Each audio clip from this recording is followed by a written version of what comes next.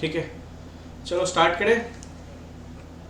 Please mute रहना, ठीक है। स्टार्ट करते हैं, छोटा सा चैप्टर है एंड इसको कोशिश करेंगे अच्छे से एक बार में ही निपटा लें।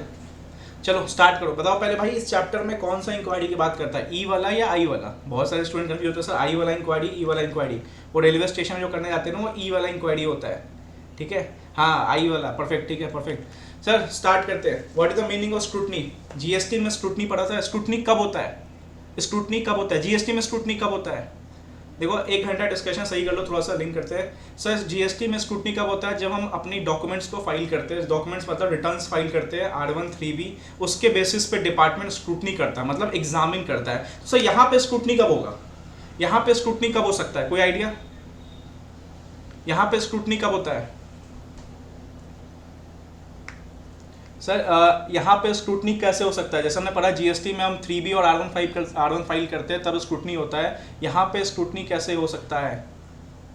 On the basis of information. Sir कौन सी इन्फॉर्मेशन? देखो, दो तीन टाइप का इन्फॉर्मेशन बताता हूँ। एक तो आप एनुअल रिटर्न फाइल करते हो, ठीक है। एक आप MGT 7 बोल लो या AOC 4 बोल लो, ये सब रिटर्न, हाँ बिल्कुल, after filing documents and information file, ठीक है। एनुअल रिटर्न, फाइनेंशियल स्टेटमेंट, तो उसके बेसिस पे ROC को लगा यार कुछ ना कुछ गड़बड़ है, ठीक है। उस बेसिस पे, हाँ 92 137, उस बेसिस पे लगा यार कुछ ना कुछ गड़बड़ है, चलो इसको ना एग्जामिन किया गया, ठीक है। जो डॉक्यूमेंट्स भेजा उसको एग्जामिन करते हैं एंड कहीं ना कहीं देखो, where on security of any documents file by company और information receive by him, registrar is of opinion. ROC के ओपिनियन में क्या है कि हाँ कुछ फर्दर इन्फॉर्मेशन चाहिए। हो सकता है क्रेडिटर का बैलेंस बहुत ज़्यादा शो कर रहा है, हो सकता है डेटर का बैलेंस बहुत ज़्यादा शो कर रहा है, सेल्स को ओवर वैल्यूड दिखाया गया है, तो इस बेसिस पे क्या करते हैं, हो सकता है फ्रॉड का ही खेल चल रहा है यहाँ पे। तो पहले हम स्क्रूटनी करेंगे, डायरेक्ट इन्वेस्टिगेशन कभी नहीं होता। पहले हम ROC के पास क्या आया, एक चेंज समझो।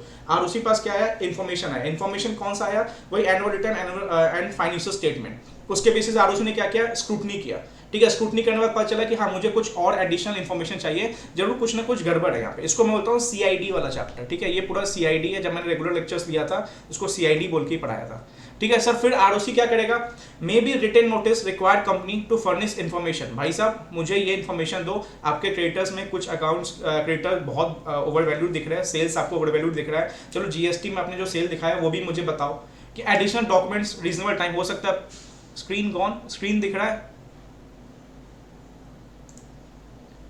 स्क्रीन गॉन नहीं हुआ, स्क्रीन दिख रहा होगा, वो नेटवर्क इशू हो रहा होगा आपका, ठीक है। स्क्रीन शो हो रहा होगा, परफेक्ट है, ठीक है। चलो आ जाओ।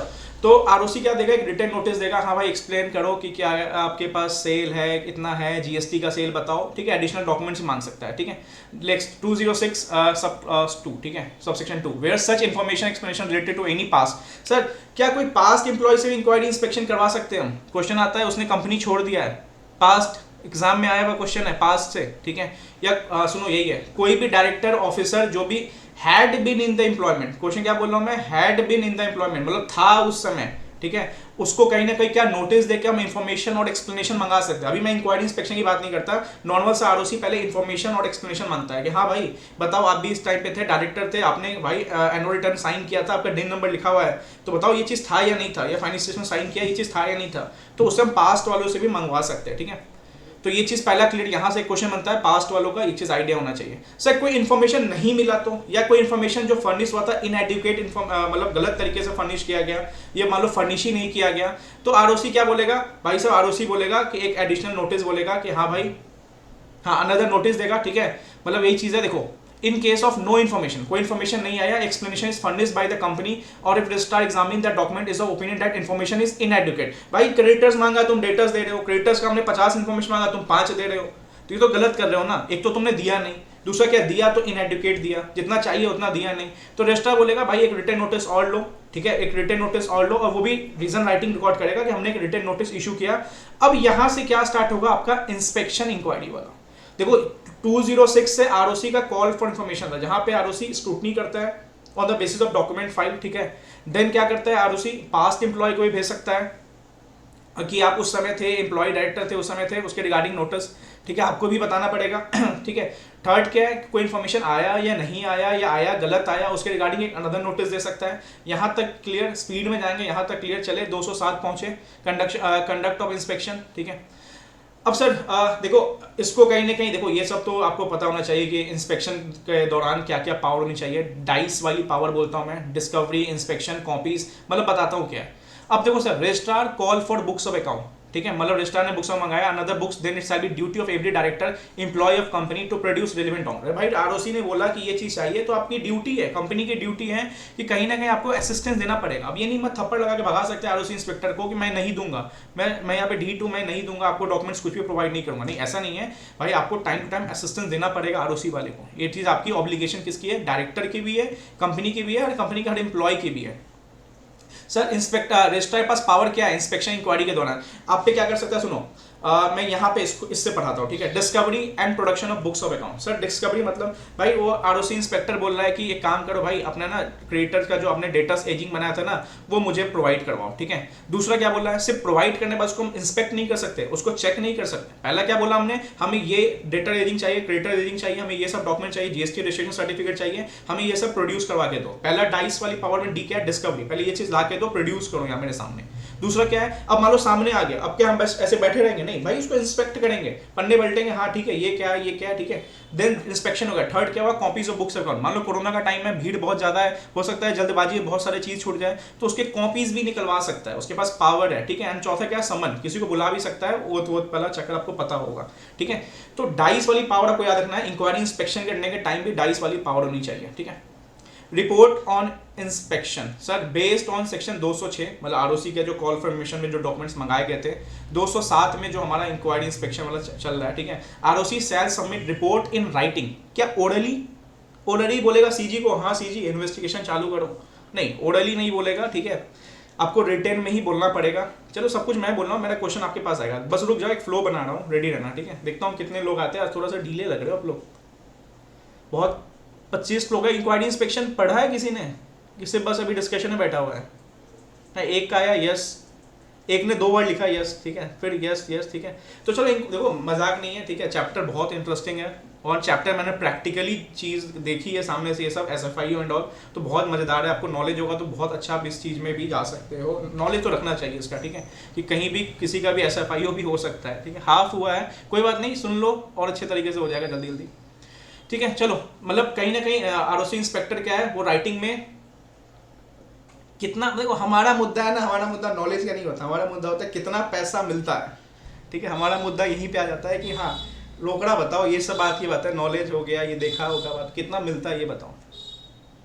अभी नहीं बताऊंगा, पहले पढ़ो, पास हो गया होगा ना सीए बन के, तब पूछेंगे ये सब बातें, खुल के बताऊंगा, ठीक है। बेस्ड ऑन सेक्शन इतना इतना इतना, ठीक है, to CG along with necessary documents, it also recommend. हाँ देखो सर, क्वेश्चन मेरा पहला क्वेश्चन आ रहा है, इट मतलब आरओसी इंस्पेक्टर ने जो कि इंस्पेक्शन इंक्वायरी किया, उस बेसिस पे सीजी को रिटन में लिख दिया कि हाँ सर इसका है ना, क्या करो, इन्वेस्टिगेशन चलाओ, मतलब एक रिकमेंडेशन है कि इसका इन्वेस्टिगेशन चलाओ। क्या आरओसी का इंस्पेक्टर का जो राइटिंग होता है, जो लिख के देता है रिपोर्ट, क्या सीजी मैंडेटरी इन्वेस्टिगेशन चालू कर देगा?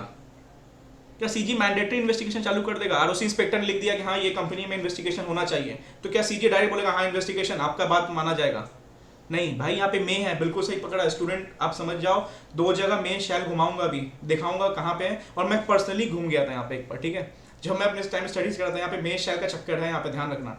अभी देखते हैं, नॉर्मल 208 वाला रिपोर्ट है सर। 209 में search seizure by ROC inspector. Sir देखो 2 जगह सर्च सीजर मिलेगा, एक इन्वेस्टिगेशन वाला, एक आरओसी वाला। एग्जाम में क्वेश्चन आएगा आरओसी वर्ड, तो याद रखना 209 पूछ रहा है। एग्जाम में आएगा सिर्फ इंस्पेक्टर वर्ड, तो समझ जाओ इन्वेस्टिगेशन वाला पूछ रहा है। सर दोनों में डिफरेंस क्या है? इन्वेस्टिगेशन में कितने टाइम के लिए सर्च सीज होता है डॉक्यूमेंट्स? इन्वेस्टिगेशन में कितने टाइम के लिए सर्च सीज होता है डॉक्यूमेंट्स? हाँ 200 इन्वेस्टिगेशन में कितने टाइम के लिए? टिल कंप्लीशन, अनटिल कंक्लूजन, ये सही है। किसने? 180 डेज। डिफरेंस समझो, search seizure by ROC inspector मतलब इंक्वायरी इंस्पेक्शन, अभी हार्श रूल नहीं हुए, इन्वेस्टिगेशन नहीं चालू हुआ, सिर्फ इंक्वायरी इंस्पेक्शन है। उस बेसिस पे आरओसी इंस्पेक्टर 180 दिन कर सकता है। बट जो इन्वेस्टिगेशन होता है, जो आफ्टर 210 हम पढ़ने वाले 210 से, वहां पे क्या होता है, वहां पे कोई सर्च सीजर हुआ, इन्वेस्टिगेशन 220 में पढ़ेंगे, वो till the conclusion of investigation या टिल कंप्लीजन ऑफ इन्वेस्टिगेशन, तब तक के लिए सर्च सीज कर सकता है। सर पता कैसे चलेगा? पता करने का टेक्निक समझो। अगर एक एग्जाम में आरओसी इंस्पेक्टर वर्ड यूज हुआ है, तो आरओसी का काम बस यहीं तक होता है, 209 तक होता है। याद रखना, आरओसी इंस्पेक्टर वर्ड यूज हुआ है, उसका काम 209 तक होता है। भले आपके क्वेश्चन में इंक्वायरी इंस्पेक्शन इन्वेस्टिगेशन नहीं दिया हुआ है, तब भी समझना कि हाँ भाई, तभी समझना कि आरओसी वर्ड है, तो मतलब हमें आरओसी वर्ड है, तब हमें क्या किया गया है, हमें 209 फॉलो करना है, जहां पे क्या होता है 180 दिन वाली बातें बताई गई है कंप्लीट। यहाँ पे सर क्या बोल रहा है, इंस्पेक्टर, सर कौन सा इंस्पेक्टर, आरओसी वाला इंस्पेक्टर, ठीक है, सीजी को रिपोर्ट दिया, ठीक है। अब देखो सीजी को रिपोर्ट दिया, उसके बीच में मतलब देखो सर क्या बोल रहा हूं मैं, 208 में रिपोर्ट दिया, ठीक है, 210 में इन्वेस्टिगेशन होता है, इसके बीच में दौरान कंपनी के मान लो किसी भी आदमी को, क्या बोल रहा हूं, कंपनी के किसी आदमी को लगा कि यार हम फंस सकते हैं, एक काम करो, हम क्या करते हैं जल्दी से जाके सारे डॉक्यूमेंट डिस्ट्रॉय कर देते हैं, बिकॉज इन्वेस्टिगेशन चालू होगा तो कहीं ना कहीं बहुत हार्श रूल लग जाएंगे, उससे पहले हम डॉक्यूमेंट्स को जला देते हैं। तो क्या आरओसी का इंस्पेक्टर सर्च सीज करके डॉक्यूमेंट को सीज कर सकता है? यस, सीज कर सकता है। सर कितने दिन के लिए कर सकता है, कितने दिन के लिए कर सकता है? 180 डेज, परफेक्ट, यहां समझे 180 डेज। सर सिर्फ इंस्पेक्टर लिखता तो, इन्वेस्टिगेशन आता तो टिल कंक्लूजन, ठीक है, सिर्फ इंस्पेक्टर आता, इन्वेस्टिगेशन वर्ड आता, टिल कंक्लूजन, बट आरओसी का इंस्पेक्टर 180 दिन, इंक्वायरी इंस्पेक्शन के केस में 180 दिन, ठीक है। सर क्वेश्चन एग्जाम में आया हुआ, क्या किसी का परमिशन लेना पड़ेगा, क्या किसी का परमिशन लेना पड़ेगा? नहीं, यस लेना पड़ेगा। 220 में किसी का परमिशन नहीं लेना है, मतलब आप मान लो आरओसी का इंस्पेक्टर को लगा कि यार 209 सेक्शन बोलता है कि अगर हम ये जो कंपनी के एम्प्लॉय या कंपनी के केएमपी के डॉक्यूमेंट्स ये सब है ना जलने वाला है या उसको छुपाने वाले हैं, तो आरओसी का इंस्पेक्टर स्पेशल कोर्ट से, ठीक है, आरओसी का इंस्पेक्टर कोई बात नहीं होता है, वो जल्दीबाजी में उल्टा बोल देते हैं, कोई इशू नहीं है, ठीक है, एटलीस्ट बोल रहे हो अच्छी चीज़ है, ठीक है, क्योंकि ये रिकॉल कर रहे हैं हम, ठीक है, हम देखो यही चीज़ होता है, ये third stage, revise, retain and recall करना, कि यार दिमाग में फिट हो गया कितना रिकॉल हो पा रहा है, चलो ठीक है। तो आरओसी का इंस्पेक्टर स्पेशल कोर्ट से परमिशन लेके तब जाके सर्च सीज कर सकता है। सर क्वेश्चन आया हुआ एग्जाम में, स्पेशल कोर्ट से परमिशन नहीं लिया है, क्या सर्च सीज चलेगा? क्या कंपनी मना कर सकता है? स्पेशल कोर्ट से परमिशन नहीं लिया कंपनी मना कर सकता है, ठीक है, स्पेशल कोर्ट से परमिशन लेना पड़ेगा, ठीक है। आरओसी इंस्पेक्टर देखो क्या बोला, ROC inspector has reasonable grounds to believe that books of accounts of paper of company या उसके केएमपी के या उसके ऑडिटर के या सीएस इन प्रैक्टिस के are likely to be destroyed, मतलब ये हुए नहीं है, होने वाले हैं, मतलब भाई नहीं रोकेंगे तो हो सकता है जला दे इसको या उसको क्या कर दे, छुपा दे, ठीक है। तो ही शैल कर सकता है, but after obtaining an order from special court. Sir 2 बार क्वेश्चन बना यहाँ पे एक छोटे से पॉइंट पे, अगेन मैं बोलता हूँ लॉ इट्स ऑल अबाउट कि आपने कितने अच्छे से उस क्रक्स को पकड़ लिया है। यही जो मैं एसआर पूछा उस बार या डिस्क्वालिफिकेशन पूछा था, बस एक छोटा सा स्पेशल कोर्ट के पॉइंट पे 3-4 मार्क्स का क्वेश्चन बनता है, ठीक है। चल सर इंस्पेक्टर कितने दिन के लिए करेगा? 180 दिन। सर वापस 180 दिन चाहिए तो ठीक है, जो था पहले रिटर्न कर दो, फिर वापस 180 दिन के लिए एक्सटेंड करवा सकते हो, ठीक है। 180 प्लस 180 डेज, यहां तक डन, यहां तक डन, आगे बढ़े। यार एक बार टाइप करने में क्या जाता है बताओ यार, टाइप कर लिख दो, हाँ आगे बढ़े, यस नो, ठीक है चलो। और फिर 1 घंटा यार बीच बीच में लेता हूँ, फिर तुम लोग लिखते नहीं हो, चलो आ जाओ। इन्वेस्टिगेशन, अब इन्वेस्टिगेशन कब ट्रिगर होगा मुझे बताओ, 3 केस इन्वेस्टिगेशन कब ट्रिगर होगा? जिसने पहले लिख दिया लॉ एक्सपर्ट, एसआर, ए नहीं तीनों साथ बताओ, तीनों साथ लिख के बताओ, ठीक है। एसआर रिपोर्ट, ठीक है, पब्लिक इंटरेस्ट, हाँ तीनों सबने तोड़ के बताया, बट ठीक है अच्छा बताया। मतलब सर इन्वेस्टिगेशन ट्रिगर का पॉइंट कब होता है, मतलब इन्वेस्टिगेशन कब ट्रिगर करेगा, कब स्टार्ट हो सकता है इन्वेस्टिगेशन, उसके 3 केस है, समझो। अब देखो सर यहाँ पे एक चीज क्या है, देखो यहाँ पे एक चीज क्या है, वर्ड क्या यूज हुआ है, वर्ड क्या यूज हुआ है, ओपिनियन। मतलब भाई सीजी चाहे तो, सीजी के ओपिनियन में है तो, मतलब सीजी को लग रहा है कि हाँ इन्वेस्टिगेशन की नीड है, तब हम इन्वेस्टिगेशन करवाएंगे। सब कब करवाएंगे? On receipt of ROC inspector report. किस सेक्शन में आरओसी इंस्पेक्टर रिपोर्ट आता है? आराम से, किस सेक्शन में आरओसी इंस्पेक्टर रिपोर्ट आता है? 208। लिंकेज रखोगे ना लॉ या टिप्स पे, लिंकेज रखना है लॉ को, ठीक है। 208 में आरओसी इंस्पेक्टर रिपोर्ट आता है, जो आरओसी इंस्पेक्टर रिटन में लिख के देता है सीजी को, अनेक रिकमेंडेशन देता है कि सर इसका इन्वेस्टिगेशन चालू करवाओ। दूसरा क्या है, दूसरा क्या है, एसआर। दूसरा क्या है, एग्जाम में एमसीक्यू, मुझे तो अपने पर्सनल अटेम्प्ट का एमसीक्यू याद है, एसआर वाला एमसीक्यू आया था। तो एसआर पास होके साथ साथ हमें इंटीमेट भी करना है, ठीक है। मतलब एसआर पास कर दिया, इंटीमेट नहीं किया, नहीं, एसआर पास करके म्यूट कर लो, कौन म्यूट नहीं है? देखो मैं अगर माइक खोलूंगा तो इको आएगा, हो गया डन, ठीक है।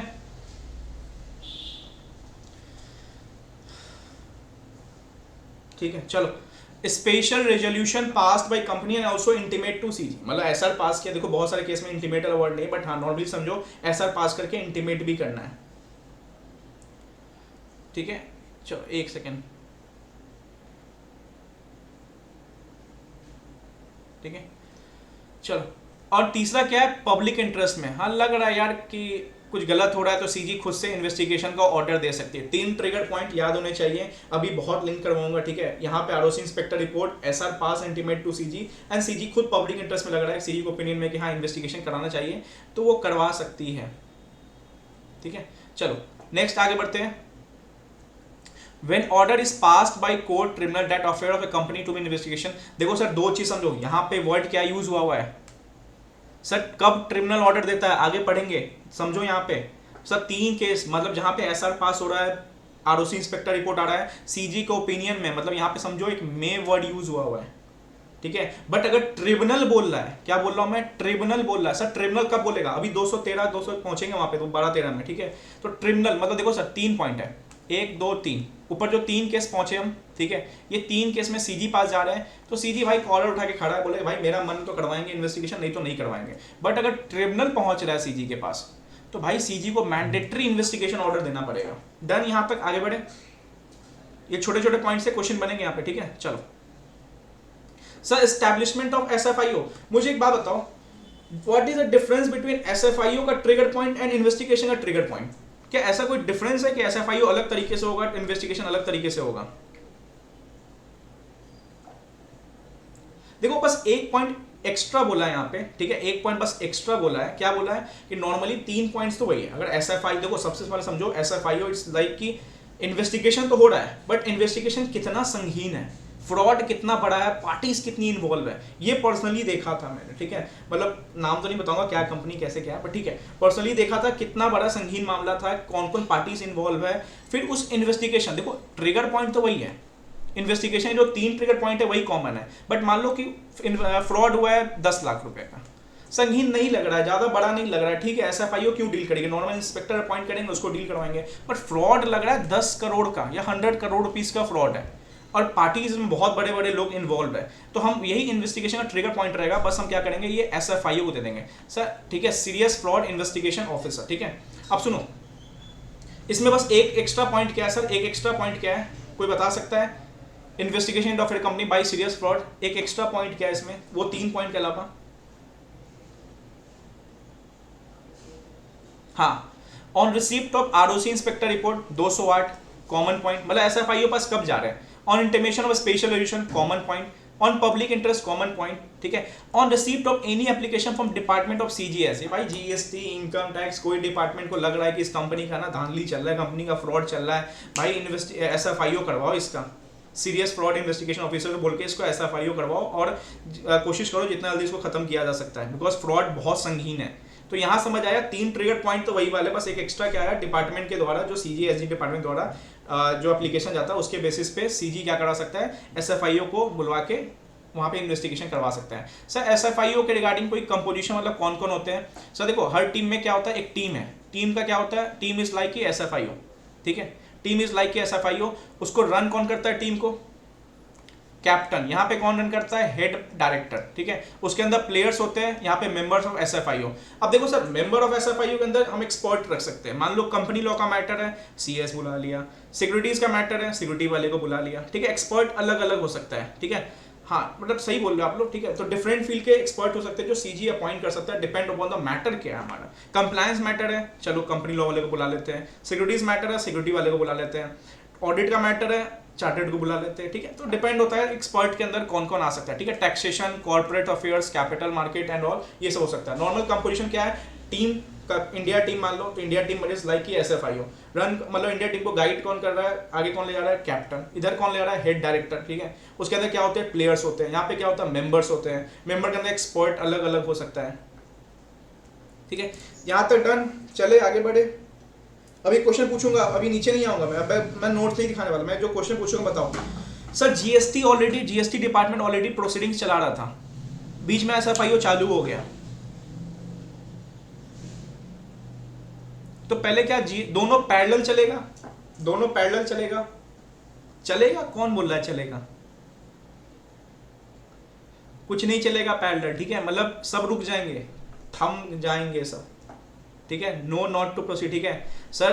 देखो हाँ, आप एडिशनल डॉक्यूमेंट्स एसएफआईओ को दे सकते हो। सपोज मान लो सेल का चक्कर है, तो आप जीएसटी वाले बोल सकते हो सर आप बताओ कि कितना आपके यहाँ फाइलिंग किया गया, उस इंफॉर्मेशन को शेयर कर सकते हो। बट कहीं ना कहीं जो प्रोसीडिंग्स चल रहे होंगे वो सारे प्रोसीडिंग्स स्टे रुक जाएंगे, ठीक है, समझना यहाँ तक डन। ये चीज क्वेश्चन समझो, क्वेश्चन आया हुआ है, ठीक है, ओनली एसएफआईओ चलेगा, परफेक्ट,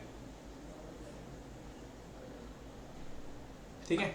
तो 3 में एक एक्स्ट्रा ट्रिगर पॉइंट देखा हमने, ठीक है। वही चीज है सीजी के ओपिनियन में, ठीक है, सीजी के ओपिनियन में जरूरी नहीं एसएफआईओ मैंडेटरी होगा, नहीं, सीजी के ओपिनियन में ही है कि अब ये नहीं कि हाँ इंस्पेक्टर बोला सर इसका एसएफआईओ कराओ, फ्रॉड 10 लाख का दिख रहा है, तो भाई खर्चे उठाने में हालत खराब हो जाएगा सीजी का, ठीक है, तो ये भी ओपिनियन में है, ठीक है। Where any case has been assigned to SFIO for investigation under this act, no other investigation agency of CG or any other shall proceed with investigation, perfect, कोई अदर कोई प्रोसीड नहीं करेगी। सर एसएफआईओ के सारे offence या SFIO deal करता है वो किस टाइप के ऑफेंसेस होते हैं वहां पे? पूरे कंपनीज एक्ट में एक बताओ जहां पे कॉग्निजेबल है, नॉन बेलेबल है, पूरे कंपनीज एक्ट में 212। So what is the meaning of cognizable and non bailable? मतलब हम उठाने आएंगे तो वारंट भी लेके नहीं आएंगे और तुम्हें बेल भी नहीं देंगे, ठीक है। तो समझो पूरे कंपनीज एक्ट में एक ही जगह लिखा हुआ है जो cognizable and non bailable under the companies act, ठीक है, वो ये वाला सेक्शन है, बहुत हार्श है, ठीक है, बहुत हार्श सेक्शन है, याद रखना ये एसएफआईओ वाला पूरे कंपनीज एक्ट के डील में, इसलिए एसएफआईओ नहीं होना चाहिए, दूरी रहना एसएफआईओ वाला से। चलो आगे बढ़े। सर अरेस्ट किया तो कितने दिन में किसके पास लेके जाएंगे? नॉर्मल सा पता होगा, एवरी पर्सन अरेस्टेड जो एसएफआईओ आपको अरेस्ट करेगा वो 24 आवर एक्सक्लूडिंग ट्रैवलिंग टाइम, ठीक है, एक्सक्लूडिंग ट्रैवलिंग टाइम, मतलब जो मान लो यहाँ से मान लो बैंगलोर लेके जाना है, 14 घंटा लग गया, 15 घंटा लग गया, वो सब टाइम आपको एक्सक्लूड करना पड़ेगा। किसके पास लेके चलना है? जुडिशियल मैजिस्ट्रेट और मेट्रोपोलियन मैजिस्ट्रेट, मतलब एसएफआईओ अपने कस्टडी में 24 घंटे ज़्यादा नहीं रख सकता। हाँ ट्रैवलिंग टाइम है तो वो चलेगा, मतलब मान लो 18 घंटे रखा प्लस 36 घंटे लगे पहुँचने में, तो ये चलेगा, कोई दिक्कत नहीं, बट अपने कस्टडी में 24 घंटे ज़्यादा नहीं रख सकता, ठीक है। Provided that travelling time exclude travelling time या 24 आवर एक्सक्लूड ट्रैवलिंग टाइम, ठीक है, from place of arrest to magistrate place, magistrate पर ले जाने तक का वहाँ तक है, ठीक है। In all person of a company officers are provide all information document to SFIO. Sir सच बताओ इस चैप्टर से क्वेश्चन कभी हार्ड नहीं आएगा, अगर आपने पढ़ा है ना, अब ये इतना बोल पा रहे हो ना तो बहुत सही जगह पे आपको, ठीक है, इतना भी बोल पा रहे, इतना याद आ रहा है, देखो देख के नहीं, इसलिए मैं बोलता हूँ कुछ नोट्स तो है ना नीचे करता हूँ। ये चीज़ आपको याद होगा कि किसको बेल नहीं मिलेगा, बेसिकली ये कॉग्निजेबल है, नॉन बेलेबल है, ठीक है, तो बट फिर भी किसको बेल मिल जाएगा, ठीक है। हाँ सिक, ठीक है, सिक सही आया, अंडर एज ऑफ 16 सही है, वुमेन, ठीक है, अब कोई मीम वो मत बनाना, वुमेन बोल रहा हूँ, लिखा हुआ है यहाँ पे वुमेन लिखा हुआ है, हाँ ये, हाँ वुमेन नहीं बोल सकते हम, ठीक है। May be release on bail if specified special code direct. SFIO shall submit, हाँ सही है, सबको याद है, ये पीएमएलए में पढ़ा है हमने, पीएमएलए में ही पहुंचेंगे, ठीक है। सब पीएमएलए का क्यों नहीं ले रहे हो, टेस्ट के बाद लेंगे, बिकॉज मुझे वहाँ पे विकेट गिराना है तुम लोग का, पीएमएलए में तुम लोग का विकेट गिराना है, मुझे अच्छे खासे क्वेश्चन डालने हैं, तो मैं वो टेस्ट के बाद दूंगा, फिर मैं देखना चाहता हूँ कितना अच्छे से पढ़ा आपने, ठीक है। SFIO shall submit an interim report and investigation report to CG, perfect. Sir मेरा क्वेश्चन नीचे ही आऊँगा, देखता हूँ किसने पढ़ा है, क्या कोई एक आदमी भी इन्वेस्टिगेशन करा सकता है, मतलब इन्वेस्टिगेशन के लिए फाइल कर सकता है एक आदमी भी? किस सेक्शन के द्वारा? सर ऐसा तो पास ही नहीं कर पाएगा एक आदमी, ऐसा तो पास ही नहीं कर पाएगा एक आदमी। हाँ सही पहुंच रहे हो, अब बोलोगे रुक जाओ सर, एसआर की बात तो छोड़ो, पहले जो हमने वहां पढ़ा था ना कि ट्रिब्यूनल ऑर्डर देता है, बट ट्रिब्यूनल पास दरवाजा खटखटाने के लिए हमें ही जाना पड़ता है, देन हम ट्रिब्यूनल पास पहुंचते हैं, फिर ट्रिब्यूनल अगर सीजी को ऑर्डर देता है फिर सीजी मैंडेटरी करवाता है। एक हमारे पास एसआर पास नहीं हुआ, कोई बात नहीं, सुनो, फिर आप सीजी पास नहीं जाके डायरेक्ट ट्रिब्यूनल पास जाओ, बट जाने से पहले एक चीज समझ लो, द ट्रिब्यूनल में इन case of company having share capital. Sir not having share capital, पहले ये बताओ, नॉट हैविंग शेयर कैपिटल कितने मेंबर्स? 1/5, ठीक है, not having share capital 1/5। Sir share capital है तो 100 और मोर मेंबर्स। देखो अब आराम से सुनो, बहुत शांति से सुनो, कहाँ स्टूडेंट फंसते हैं, सुनो, हाँ ठीक है, रुक जाओ 2 मिनट रुक जाओ, सुनो पहले क्या है। सर सीजी के पास एप्लीकेशन लेके जा रहे हैं, क्या सिंगल आदमी जा सकता है? सीजी के पास एप्लीकेशन लेके जा रहे हैं? नहीं, फंस जाओगे, नो। ठीक है, सीजी के पास वो 3 रूट है। क्वेश्चन के रिक्वायरमेंट को बहुत आराम से समझना, मैं तो यहाँ पे क्वेश्चन ड्राफ्ट करने वाला था, बट ठीक है अब छोड़ो। ठीक है, सीजी के पास जा रहे हो तो वो 3 रूट है, बट अगर आप ट्रिब्यूनल के पास जा रहे हो तो ये वाला रूट ध्यान रखना है। ठीक है, परफेक्ट। चले आगे बढ़े, डिस्कस करें, आगे चलें।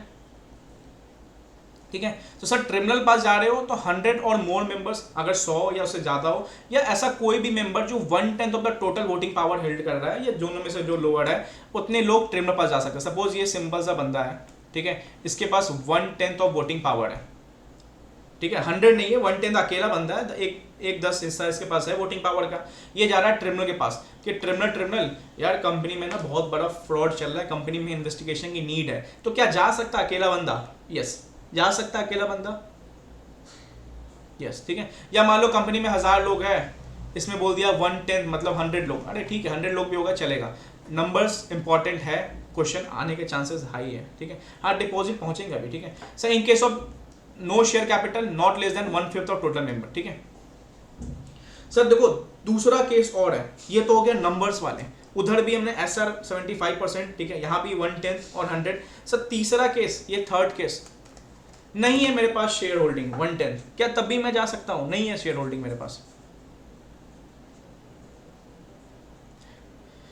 एक चीज और कंफ्यूज मत होना, एक चीज और। सर आप आंसर देना, ठीक है, मेरे पास 1/10 ऑफ वोटिंग पावर है, मैं ट्रिब्यूनल के पास जा रहा हूं इन्वेस्टिगेशन करवाने के लिए, क्या मैंडेटरी है ट्रिब्यूनल को इन्वेस्टिगेशन ऑर्डर देना सीजी को? क्या मैंडेटरी है ट्रिब्यूनल को? नहीं। ठीक है, याद रखना, मतलब ट्रिब्यूनल से सीजी मैंडेटरी नहीं है, बट ट्रिब्यूनल ने अगर सीजी को बोल दिया देन सीजी मैंडेटरी इन्वेस्टिगेशन करवाएगी। ये वर्ड पे ध्यान रखना, ठीक है, कंफ्यूज मत होना, थोड़ा सा माइंड को शांत करो, समझ आ जाएगा, कोई मुश्किल नहीं है। डन सर, वही देखो हम केस क्या पढ़ रहे थे, हाँ वही मेरे को लगा था रिपीट कुछ आएगा। देखो मैं क्या बोला, मैंने क्या बोला, मैं अकेला बंदा, ठीक है, मैं अकेला, एक सेकेंड, ज़्यादा मैंने अकेला बोल दिया, इतना नहीं अकेला बोलना था। ठीक है, मतलब ये बंदा अकेला, ठीक है, इसने क्या किया, इसने ट्रिब्यूनल के पास गया, ठीक है, ट्रिब्यूनल के पास गया, इसके पास 1/10 ऑफ वोटिंग पावर था, परफेक्ट। अब क्या इसने ट्रिब्यूनल को बोला कि इन्वेस्टिगेशन करवाना है, तो क्या ट्रिब्यूनल मैंडेटरी सीजी को बोलेगा इन्वेस्टिगेशन करवाने के लिए? मतलब ट्रिब्यूनल का क्या ऑब्लिगेशन आ गया कि हाँ अब इन्वेस्टिगेशन होना चाहिए? नहीं, हाँ नो आज इसका आ रहा है, परफेक्ट है, बट सुनो, हाँ बट सुनो, अगर ट्रिब्यूनल ने सीजी को बोल दिया, मतलब ट्रिब्यूनल सेटिस्फाइड हो गया, सीजी को बोल दिया, अब क्या सीजी मैंडेटरी इन्वेस्टिगेशन करवाएगा ही? हाँ यस, तो ये कहानी समझना है, मतलब हाँ अब समझ आ गया होगा आपको। ठीक है, डन, ओके, बड़े आगे। ठीक है, तो ये मे शेयर का चक्कर बहुत अच्छे से समझना। अब देखो सर तीसरा केस क्या है, नहीं है मेरे पास शेयर होल्डिंग 1/10 नहीं है, क्या ऐसे केसेस है जहां पे मैं जा सकता हूं, मुझे लग रहा है कि जेन्युइन है यार, अब मेरे पास नहीं है तो नहीं है 1/10, 100 मेंबर्स नहीं हो रहे, लेकिन मुझे लग रहा है कि फ्रॉड हो रहा है, कंपनी फ्रॉड करने के लिए बनाई गई है, क्या हम फिर भी जा सकते हैं? यस जा सकते हैं। ट्रिब्यूनल में order an application made by another person और circumstances that business of a company is being conducted with intent to defraud इस मेंबर और क्रेडिटर। भाई सब पैसे ले लेके लूटा जा रहा है, फ्रीडम 251 का फोन खूब लूटा जा रहा था, बट मुझे पता है कि फ्रॉड हो रहा है, मैं 100 मेंबर्स नहीं हूँ, मैं 1/10 नहीं हूँ वोटिंग पावर, फिर भी मैं क्या ट्रिब्यूनल को बोल सकता हूँ सर रोको इसको, मेंबर्स को लूटा जा रहा है, क्रेडिटर्स को लूटने का प्लान बनाया जा रहा है यहाँ पे। दूसरा क्या है सर, ये जो कंपनी बनाया है ना, ये विजय माल्या ने बनाया है, मतलब person concern in information of the company, person concern in formation of the company, मतलब बनाने वाला, ठीक है, और मैनेजर ऑफ द कंपनी संभाल रहा है, वो गिल्टी ऑफ फ्रॉड है। पूरा किंगफिशर जाके देख लो सर, विजय माल्या, यूबी,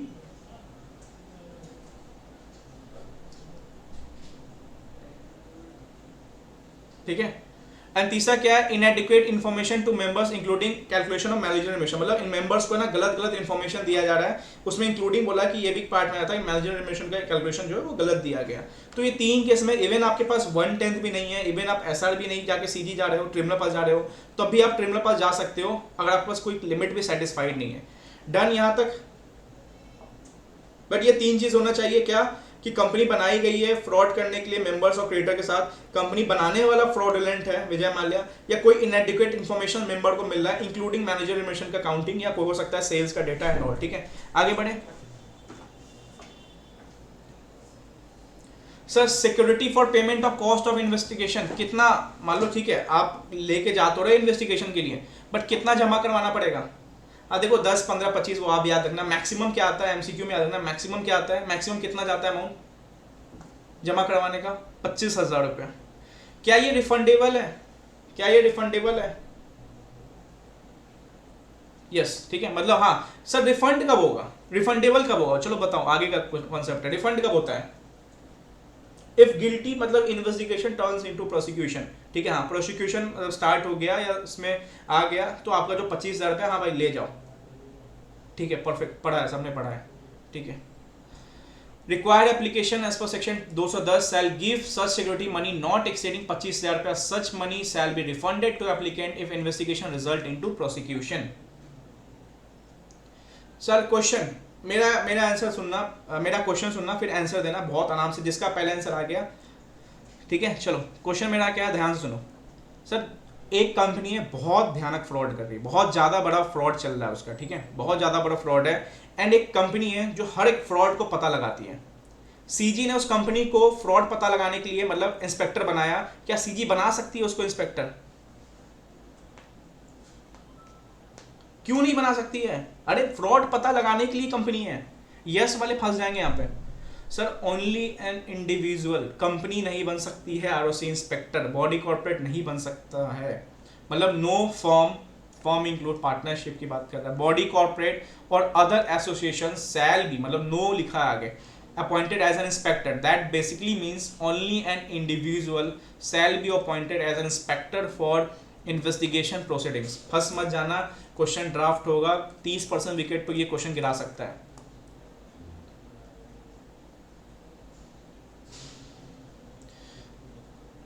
चलो sir 216 investigation of ownership of company. Sir मतलब क्या ओनरशिप में क्या इन्वेस्टिगेट करने जा रहा है बेसिकली यहाँ पे बताओ। ओनरशिप में क्या, ओनरशिप में कैसे पता लगाएंगे किसी का ओनरशिप? फाइनेंशियली इंटरेस्ट, ठीक है, और कंट्रोल कौन कर रहा है, परफेक्ट, दो चीज पता लगाना। सर पता तो चले कि पता चला कंपनी के नाम पे कांड तोड़ा, वही हम पढ़ते नहीं थे वो वाला, क्या कहते हैं, पर्दा उठाने वाला, कॉर्पोरेट व्हील वाला। बचपन में फाउंडेशन में कॉन्सेप्ट पढ़ते थे कि मेंबर पीछे से कुछ और है, उसके अंदर कंपनी के नाम पे सारे फ्रॉड किए जा रहे हैं।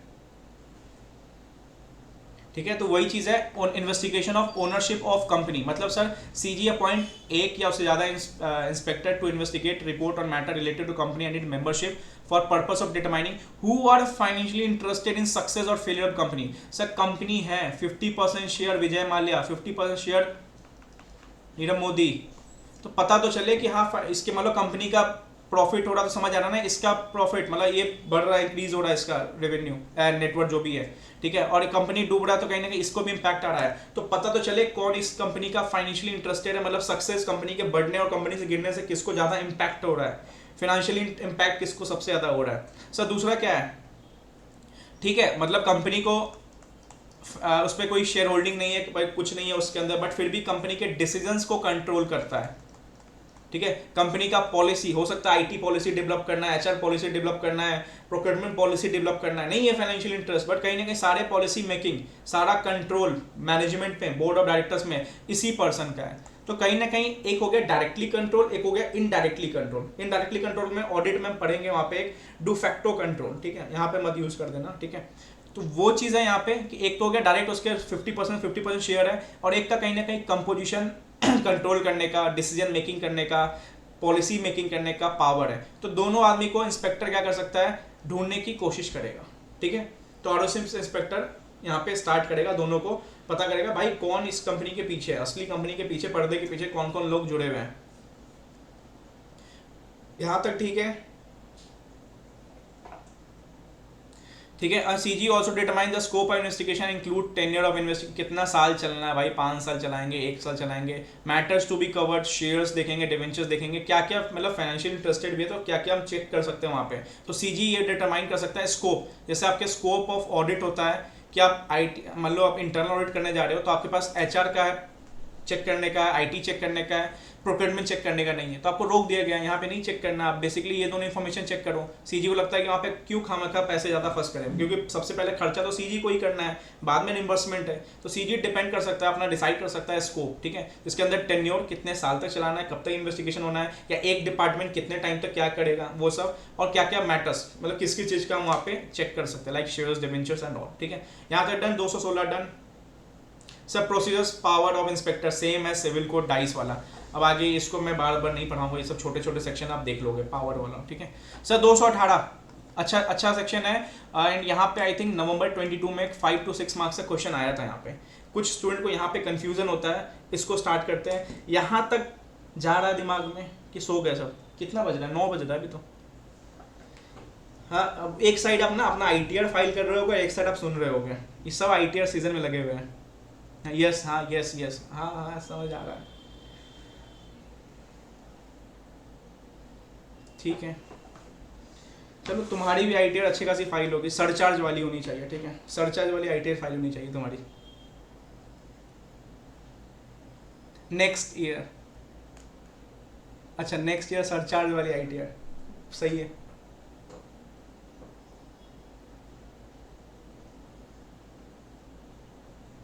चलो बन जाओ भाई, CA बन जाओ, ख़त्म करो इसको, ये लूप होल से निकलो, फिर तो सरचार्ज में जाओ, 15, 25, 37 तक जाओ, 37% जहाँ तक जा सकते जाओ, ठीक है। DT में भी बहुत मिस्टेक होते हैं, ये सर्चर 37 जगह इंडिविजुअल में कंपनी वाले लगाते हैं। अभी पहुँचेंगे DT जो बोध ग्रुप वाले हैं वहाँ भी आएंगे, आ जाओ। अभी सर लॉ से DT कहाँ पहुँच गया भाई, सब सब्जेक्ट पे कमांड है, ठीक है, सब सब्जेक्ट गिरना, नए नए क्वेश्चन हर सब्जेक्ट में बन रहे हैं, तो IDT में तो गिरने वाले हो। 3-4 सब्जेक्ट तो मैंने पढ़ाया है, ठीक है, लॉ, ऑडिट एंड IDT, ठीक है, 3 तो अच्छे से पढ़ाया, SCMP भी थोड़ा थोड़ा है, तो रेडी रहना IDT में भी।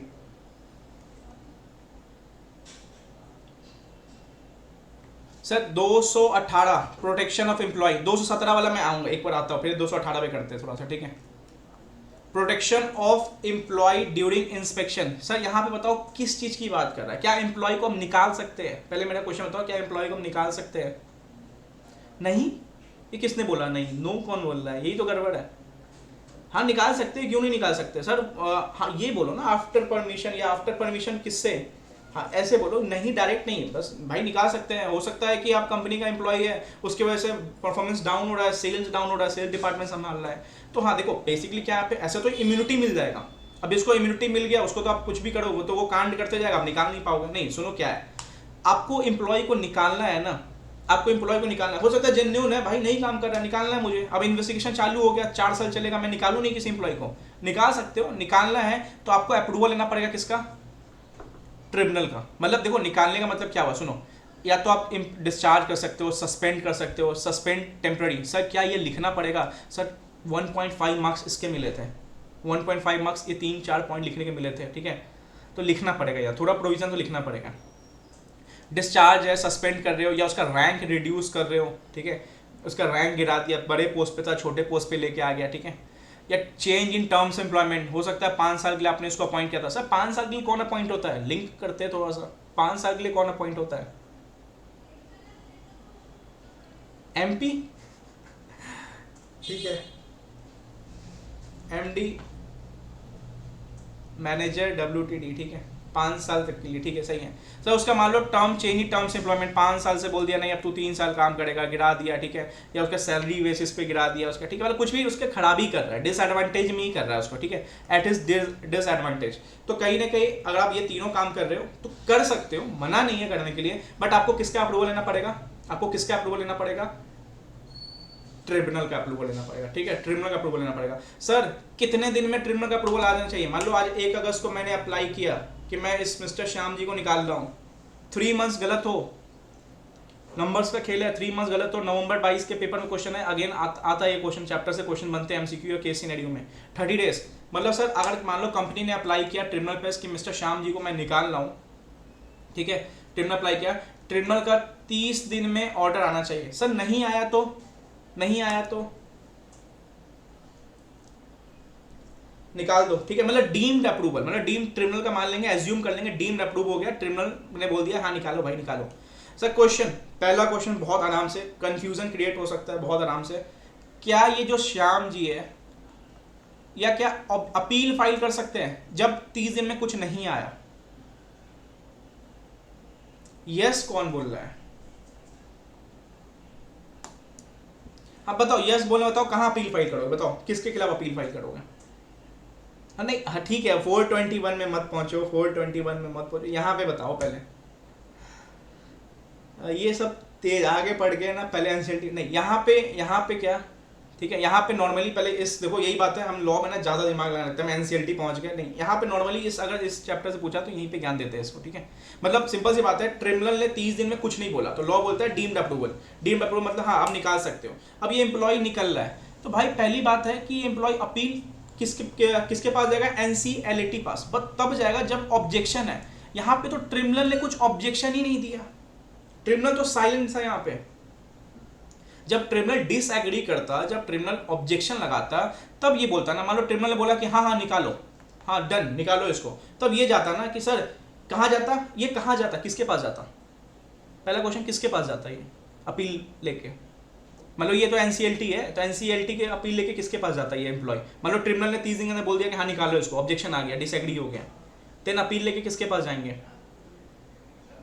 आंसर दे दो भाई, आंसर दे दो कोई।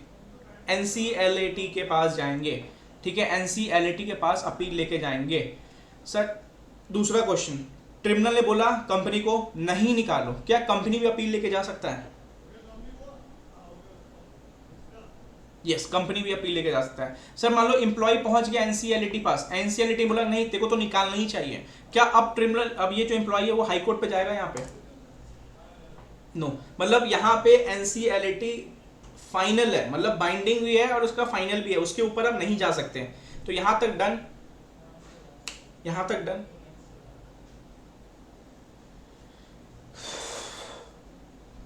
ठीक है, तो ये देखो पहले तो आपको ये चीज रटना पड़ेगा, ठीक है, लिखना पड़ेगा, अगर क्वेश्चन आया तो लिखना पड़ेगा, क्योंकि देखो कॉन्सेप्ट तो मैंने समझा दिया कि 30 डेज डीम्ड अप्रूवल नहीं आया तो 30 दिन में ऑब्जेक्शन आया तो अपील जा सकता है, कंपनी भी जा सकता है, एम्प्लॉय भी जा सकता है, कंपनी के खिलाफ है तो कंपनी भी जा सकता है, एम्प्लॉय भी जा सकता है। किसके पास जाएगा? एनसीएलटी पास जाएगा। सर एनसीएलटी से खुश नहीं है तो भाई तू वहीं रह, उसके आगे नहीं जा सकता तू, ठीक है। Company did not receive within 30 days then approval of tribunal, the company may proceed to take action against the employee. If company dissatisfied, then appeal to appellate tribunal. Decision of appellate tribunal is final binding. Done, done। यहाँ तक यही चीज था, मैंने read करवा दिया, ठीक है, आगे बढ़े सर, ठीक है आगे बढ़ते हैं। Power of inspector to conduct investigation into affairs of related company. Sir अभी वाली रिलेटेड कंपनी, अभी वाली जो चल रही है वो रिलेटेड कंपनी, मान लो 2019 का MGT7 that is annual return और फाइनेंशियल स्टेटमेंट फाइल हुआ था, इसके बेसिस पे इंक्वायरी इंस्पेक्शन हुआ 2019 का। उस समय कंपनी के पास 2-3 कंपनी थी लाइक ABC और PQR, उस समय रिलेटेड पार्टी थी, अभी नहीं है, अभी मान लो कोई और है लाइक TS लिमिटेड। तो किस टाइम वाली के रिलेटेड पार्टी का इन्वेस्टिगेशन करवा सकते हैं? दोनों या उस समय वाली? ठीक है, ठीक है, और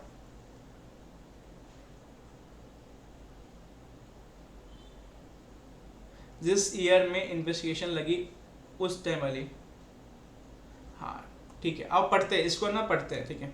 इफ एन इंस्पेक्टर अपॉइंटेड ना सेक्शन 210, 212, 213, देखो ये 3 इन्वेस्टिगेशन के ट्रिगर पॉइंट है, याद होने चाहिए। 210 3 पॉइंट, 212 4 वो मेंबर्स वाला 1/10 वाला, 213 नहीं भी है तो भी हो रहा, ठीक है, मतलब SFIU एंड ऑल, ये सब आपको दिमाग में बैठ जाना चाहिए, ठीक है। He can also investigate affairs of any body corporate which is, sir which is मतलब क्या होता है? और हैज बीन और has at any relevant time being company subsidiary holding. Sir present past दोनों की बात कर रहा है, ठीक है, कंफ्यूज मत होना, बहुत सारे लोग सिर्फ पास्ट लिख के आए हैं, प्रेजेंट पास्ट दोनों की बात कर रहा है। जो अभी बॉडी कॉर्पोरेट है, जो उस समय भी थी, मतलब उस समय वाली भी नहीं बच सकती है जिस समय के डॉक्यूमेंट्स फाइल किए गए थे, मतलब प्रेजेंट तो जाएंगे इन्वेस्टिगेशन में, पास्ट वाले भी जाएंगे। सर और क्या? Any body corporate which has at any relevant time being manage by MD manager, समझाता हूँ पूरा, any person who is or has at any relevant time being company's MD manager employ. Sir ये तो हमने 206 में भी देखा था, ठीक है, मतलब कहीं ना कहीं इन्वेस्टिगेशन करवा रहे, देखो वहां पे तो बस 206 में देखा था कि आपके पास कॉल फॉर इन्फॉर्मेशन है तो आपको कॉल फॉर इन्फॉर्मेशन को फॉलो करना पड़ेगा, बट इन्वेस्टिगेशन इज हार्श, मतलब कहीं ना कहीं थोड़ा लग रहा है कि मुद्दा गर्म है। तो इन्वेस्टिगेशन करवाने के लिए चाहे आपका कंपनी का उस समय का एमडी हो, मैनेजर हो, एम्प्लॉय हो, डायरेक्टर हो, या ऐसा कोई भी बॉडी कॉर्पोरेट जो आपका एमडी मैनेजर रन कर रहा था, ठीक है, मतलब आपका एमडी में मान लो मिस्टर सुंदर थे, 2019 में आपकी कंपनी के एमडी थे, ठीक है, और ये किसी कंपनी को मैनेज कर रहे थे, तो इस सुंदर जी को भी पकड़ा जाएगा। मतलब सिंपल सी बात है, जो भी रिलेटेड है बॉडी कॉर्पोरेट, अभी वाली, पहले वाली, होल्डिंग सब्सिडरी, अब एंड एमडी मैनेजर जो उस टाइम भी आपके थे और अभी वाले थे, या ऐसी कंपनी जो आपके एमडी मैनेजर चला रहे थे उस टाइम, ठीक है, तो सबको पकड़ा जाएगा। बट सबको पकड़ने के लिए या इन्वेस्टिगेशन करने के लिए किसका अप्रूवल लेना पड़ेगा, ये सबसे इंपॉर्टेंट है। बताओ भाई, किसका अप्रूवल लेना पड़ेगा? मतलब आप अपने आउटसाइड स्कोप तो जा रहे हो, मतलब आप आए थे बस इस कंपनी का इन्वेस्टिगेशन करने, ठीक है, आप आए थे बस एक कंपनी का इन्वेस्टिगेशन करने, एंड कहीं ना कहीं उसके होल्डिंग सब्सिडरी को ही पकड़ना है, तो आपको कहीं ना कहीं सीजी का अप्रूवल लेना पड़ेगा। डन?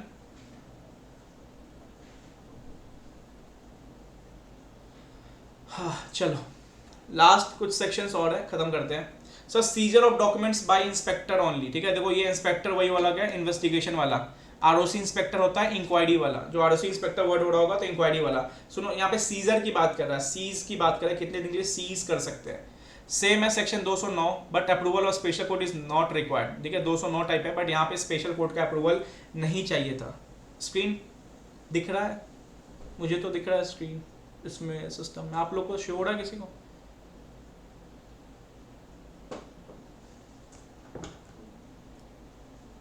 ठीक है, तो 209 में बस क्या होता है, स्पेशल कोर्ट का अप्रूवल चाहिए होता है। यहाँ पे किसी का नहीं भाई, पकड़ लेंगे, इन्वेस्टिगेशन सीज कर सकते हैं डॉक्यूमेंट, ठीक है। इन्वेस्टिगेशन है ऑलरेडी बीन स्टार्टेड, बिकॉज यहाँ पे सीजी वाला इंस्पेक्टर आता है, ठीक है। इंक्वायरी इंस्पेक्शन के बेस पे सर्च करते हैं यहाँ पे इन्वेस्टिगेशन के बेस पे सर्च एंड सीज कर देंगे।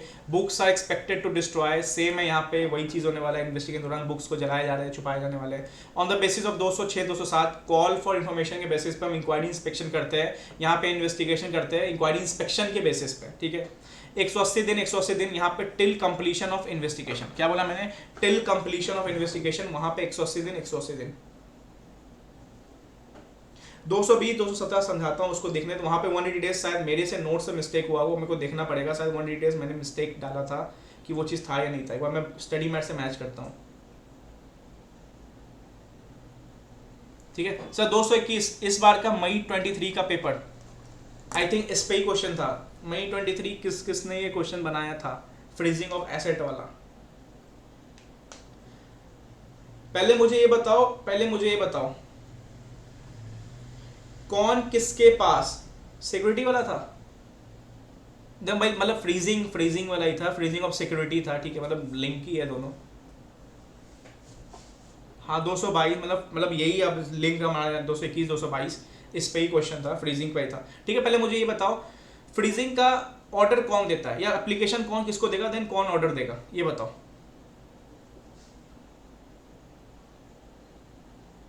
ट्रिब्यूनल, देखो इस चैप्टर में हमने हर जगह एनी पर्सन ऑर्डर देगा, ठीक है, इस चैप्टर में, हाँ इस चैप्टर में हमने हर जगह सीजी पढ़ा है, इस चैप्टर में हमने रिलेटेड पार्टी देखने के लिए भी सीजी का अप्रूवल लेके गया, बट यहाँ पे सुनो, CG can make application to NCLT for freezing of assets fund properties if reasonable ground that asset is transferred like to prejudicial to the interest of company. भाई हो सकता है कि 2-3 प्रॉपर्टी है, अगर उसको नहीं फ्रीज किया जाए तो ये प्रॉपर्टी ट्रांसफर कर दी जाए किसी के पास, फिर हम रियल ओनर को ढूंढते रह जाएंगे।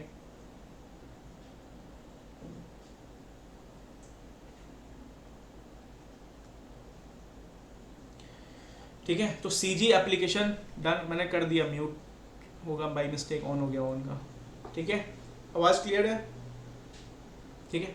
सीजी एप्लीकेशन देगी एनसीएलटी के पास कि इसका एसेट फ्रीज करिए, अदरवाइज ये प्रॉपर्टी को ट्रांसफर कर सकता है, प्रॉपर्टी को डिस्ट्रॉय एंड डिस्पोज ऑफ भी कर सकता है। मुझे बताओ 3 केसेस जहाँ पे फ्रीजिंग ऑफ एसेट का जा सकता है ऑर्डर के लिए, बताओ 3 केसेस जहाँ पे फ्रीजिंग ऑफ एसेट ट्रिगर होता है। तीन केसेस जहाँ पे फ्रीजिंग ऑफ एसेट ट्रिगर होता है, हाँ इस केसेस में फ्रीजिंग ऑफ एसेट्स के लिए जा सकते हैं। इन्वेस्टिगेशन, यस इन्वेस्टिगेशन के दौरान लगा कि नहीं यार इसको रोकना पड़ेगा, इसके एसेट्स को अदरवाइज डिस्ट्रॉय हो सकते हैं, डिस्पोज ऑफ हो सकते हैं, बेचे जा सकते हैं, ठीक है। तो इन्वेस्टिगेशन के दौरान लग रहा है सीजी को, देन सीजी ट्रिब्यूनल पास जा सकता है। और दो केसेस और है, दो केसेस और है, दो केस और है, नहीं नहीं नहीं, ट्रेड क्रेडिटर्स, यस क्रेडिटर वाला, क्रेडिटर वाला, ठीक है सेक्शन 244। सर क्रेडिटर मतलब सुनो, देखो एक तो पहला क्या हुआ, in connection with investigation into affairs of company tribunal shall impose the restriction, ठीक है। पहला पहला क्या है, in connection with the investigation, investigation के दौरान लगा। दूसरा क्या है, ऐसे क्रेडिटर जिनका 1 लाख रुपया आउटस्टैंडिंग, शायद I think exceeding 1 lakh rupees है, एक बार चेक कर लेना है, ठीक है ठीक है, एक्सीडिंग 1 लाख रुपीज है, ठीक है, एक्सीडिंग 1 लाख रुपीज अगर है, ठीक है, then such creditor may make application to CG, then CG application to NCLT, ठीक है। दो केस देख लिया, connection during investigation CG to NCLT, then NCLT freezing का देगा, याद रखना यहाँ भी वही है, वो क्रेडिटर सीजी पास जाएंगे, then CG freezing of asset का एनसीएलटी को बोलेगा, देन एनसीएलटी देगा ऑर्डर, ठीक है। और तीसरा क्या है, एप्लीकेशन मेड बाय मेंबर या क्रेडिटर अंडर सेक्शन 244, जो कि आपका ऑपरेशन मिसमैनेजमेंट, हमारा नेक्स्ट चैप्टर यही आने वाला है, ठीक है। इंपॉर्टेंट फॉर एमसीक्यू डिस्क्रिप्टिव, जो समझ लो डिस्क्रिप्टिव तो अल्टरनेट अटेम्प्ट्स में बोलूंगा, एमसीक्यू के लिए एक केस सिनेरियो बहुत बनता है यहाँ पे, ठीक है सर, ठीक है डन। यहाँ पे 3 केसेस देख लिया, 1 लाख का creditors during investigation, 244 prevention operation वहाँ पढ़ेंगे, देखेंगे उस चीज़ को समझेंगे, 244 में लिमिट्स हैं, 241 एंड 244 साथ में देखा जाता है। पहला क्वेश्चन, मिनिमम कितने टाइम के लिए फ्रीज होगा, ये फंस गए, ये ऐसे यही विकेट तो गिरते हैं, मैंने मेरे को वर्डिंग नहीं देखा तुमने, मिनिमम कितने टाइम के लिए, 3, मिनिमम कितने टाइम के लिए, अरे मैंने मैक्स पूछा ही नहीं, हाँ ठीक है, मतलब कुछ भी हो सकता है, मिनिमम टाइम फिक्स नहीं है, मतलब फर्स्ट डे से लेके मैक्सिमम 3 इयर्स। वो पता है बचपन में एक था ना, रेस लगाते थे ना, तो बस एक ऐसे आवाज आता था और हम दौड़ने भाग जाते थे, बट ये नहीं देखना दौड़ना किस साइड था, यहाँ भी देखना पड़ेगा दौड़ना किस साइड है आपको, बस ऐसा नहीं कि बस रेडी हो, वो बजा भी नहीं, भागना चालू हो गए, बस सुन लो, लॉ में ना थोड़ा सा थम जाओ, एसएफएम एंड कैलकुलेशन नहीं करना है यहाँ पे, थोड़ा सा आराम समझोगे, लॉ एंड ऑडिट के लिए स्पेशली थोड़ा सा आराम समझोगे, सारा क्वेश्चन बन जाता है, अगर पढ़ा होगा लिंक होगा तो कुछ ना कुछ तो लिख के आ जाओगे अच्छे तरीके से। सब मिनिमम कोई टाइम नहीं है, मैक्सिमम 3 इयर्स तक होता है, ठीक है चलो सिंपल है। उसके बाद imposition of restriction of securities, securities sir इसका सेक्शन का लिंक बताओ किस सेक्शन से है, सिक्योरिटीज में अगर रिस्ट्रिक्शन नहीं लगाएंगे तो किस सेक्शन से लिंक है, मतलब क्या पता करने में मुश्किल हो जाएगा। यस 216, मतलब हमारे कंपनी के ट्रू ओनर, फाइनेंशियल इंटरेस्ट कौन है, कंपनी को कौन संभाल रहा है, अगर हम सिक्योरिटीज़ को नहीं रिस्ट्रिक्शन लगाएंगे तो 50 शेयर्स है, ये बेचेगा उसको, ये बेचेगा 25 इसको, ये बेचेगा 5 इसको, ये 10 इसको, ट्रू ओरिजिन पता करना मुश्किल हो जाएगा, ट्रू ओनर पता करना मुश्किल हो जाएगा, इसलिए रिस्ट्रिक्शंस लगा दो, ठीक है। ट्रिब्यूनल में by order put restrictions upon securities where its appeal to CG inspector in connection with any investigation, ठीक है। 216 के दौरान इंस्पेक्टर ने पता लगाया कि यार यहाँ पे तो गड़बड़ है, तो ट्रू ओनर पता करना मुश्किल हो जाएगा, कौन फाइनेंशियल इंटरेस्ट है मुश्किल हो जाएगा पता करना, तो यहाँ पे ट्रिब्यूनल ऑर्डर दे सकती है, फ्रीज कर सकती है सिक्योरिटीज को, ठीक है। कितने साल के लिए भी, यहाँ भी कितने साल के लिए, 3 साल के लिए, मिनिमम टाइम नहीं डिफाइंड है, मैक्सिमम 3 इयर्स। डन, 1 घंटा होने वाला है, डन यहाँ तक, ठीक है। ये वीडियो यूट्यूब पे अपलोड नहीं होगा, जिसने सुन लिया, आप लोग बहुत आराम से छोड़ देते हो चीज़ों को लास्ट तक के लिए, ठीक है। तो अभी जो चल रहा है ये चल रहा है, चलो इंस्पेक्टर रिपोर्ट सुनो, क्या इंस्पेक्टर को इंटरिम रिपोर्ट देना पड़ेगा हर बार, क्या इंस्पेक्टर को इंटरिम रिपोर्ट देना पड़ेगा हर बार, यप नो नो यस, हाँ इफ सीजी रिक्वायर्स, मतलब वो ऐसा इंटरिम रिपोर्ट मतलब क्या हुआ, फाइनल रिपोर्ट से पहले अब कितना देना है, कब देना है, कैसे देना है, वो सीजी बताएगा, मतलब ठीक है, मतलब सिंपल सी बात है कि इंस्पेक्टर अपॉइंटेड दिस चैप्टर में and if so descripted by CG, मतलब डिसाइड करेगा कौन सीजी। देन अगर सीजी ने बोल दिया, मतलब भाई ने बोल दिया तो करना है, वही चीज़ है। अगर सीजी ने बोल दिया कि इंटरन रिपोर्ट देना है तो yes, shall submit interim report to the government and conclusion of investigation it's a submit a final report. Interim report तब देना है जब सीजी रिक्वायर, जब सीजी ने बोला, भाई ने बोला तो आपको करना है, ठीक है। एवरी रिपोर्ट, ठीक है सर। रिपोर्ट ऑथेंटिकेट कैसे होता है? हो सकता है एग्जाम में क्वेश्चन बने, रिपोर्ट ऑथेंटिकेट कैसे हो सकता है? कैसे मानेंगे रिपोर्ट ऑथेंटिकेट है? सील ऑफ कंपनी, ठीक है, और certified by public officer, perfect perfect, ठीक है। Authentication of report by seal of company, भाई मोहर लग जाएगा, बात खत्म, यहाँ ऑथेंटिकेट हो गया, हमने जो रिपोर्ट बनाया इसी कंपनी का था, इसी चीज का था। और certificate of public officer under evidence act 1970, तो ये एविडेंस एक्ट पढ़ना है नहीं पढ़ना है, ठीक है, बस इतना याद रख लो। सर्टिफिकेट ऑफ पब्लिक ऑफिसर, ये कौन सा सेक्शन है? 223 है, 223 इंस्पेक्टर रिपोर्ट। सर 224 इंस्पेक्टर का रिपोर्ट आ गया, अब क्या करेगा सीजी?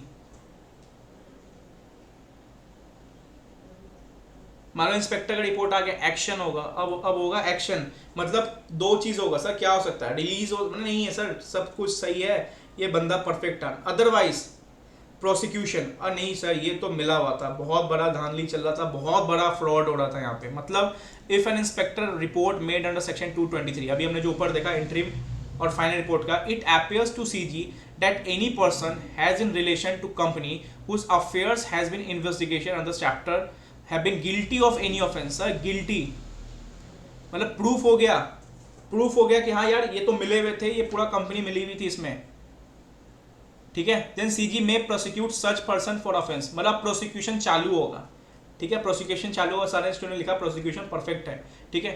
दूसरा क्या हो सकता है? वाइंडिंग अप का भी ऑर्डर दे सकता है सीजी, ये पता है।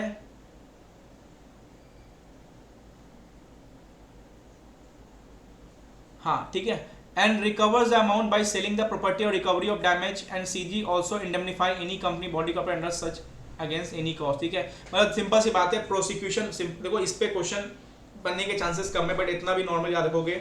इंस्पेक्टर इंटरन रिपोर्ट तब देता है जब सीजी मांगता है, तब बोलेगा इंटरन रिपोर्ट देना, देन फाइनल रिपोर्ट आएगा, ऑथेंटिकेट करेगा कंपनी का सील या पब्लिक ऑफिसर एविडेंस एक्ट वाला जो हमने देखा, ठीक है।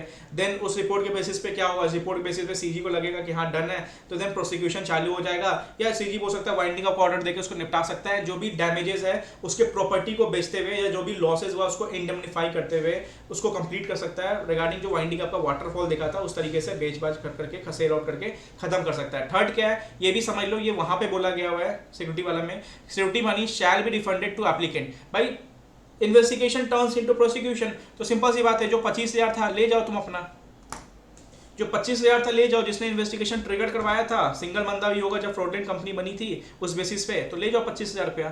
तो ये 3 ऑर्डर्स आ सकते हैं, डन है यहाँ पे। लास्ट कुछ सेक्शंस पे डन है, ठीक है।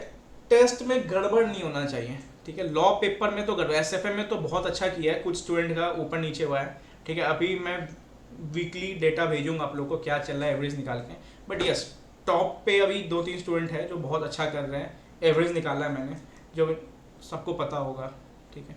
बट हाँ आप भी टॉप पे आने की कोशिश करो, ऐसा नहीं है कि यार फिक्स है, नहीं हम तो नीचे वाले हैं, नहीं सब आता है। मैंने खुद कॉम्पीट किया था, मैं कॉस्टिंग में नंबर नहीं लाता था, लेकिन हाँ एफएम में वो एनर्जी आ गया यार मैं टॉप पे रहना चाहता हूँ, तो वो चीज़ होना चाहिए थोड़ा सा ना, कॉम्पिटिशन सॉफ्ट कॉम्पिटिशन। अब ये नहीं तलवार लेके निकल जाना है कि नहीं वो टॉप पे कैसे है, ऐसा नहीं है, सॉफ्ट कॉम्पिटिशन जरूरी है। हाईएस्ट मार्क्स देखो, जो हाईएस्ट मार्क्स है ना, जो पूछ रहा है ना उसके ही हाईएस्ट मार्क्स अभी है, ये होता है, ये होता है आगे toppers, ranker, monitor, highest marks कितने हैं। चलो हाईएस्ट मार्क्स 53 है जो आपकी हाईएस्ट मार्क्स है, ठीक है। एक सेकेंड, हाँ लोएस्ट मार्क्स लोएस्ट मार्क्स भी वही पूछ रहा है जिसके लोएस्ट मार्क्स है।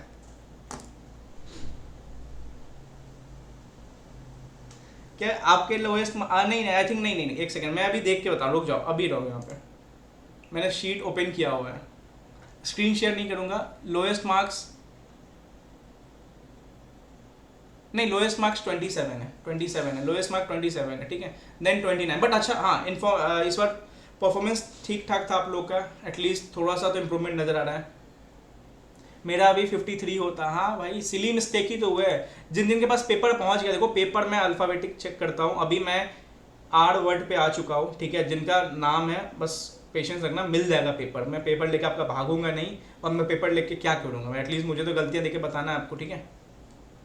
वही बात है भाई, मैं आर वर्ड पे पहुंच चुका हूँ, आपका वर्ड बस आने वाला है, तो मैं अल्फ़ाबेटिकल चेक कर लेता हूँ कि किसी का मिस ना हो जाए।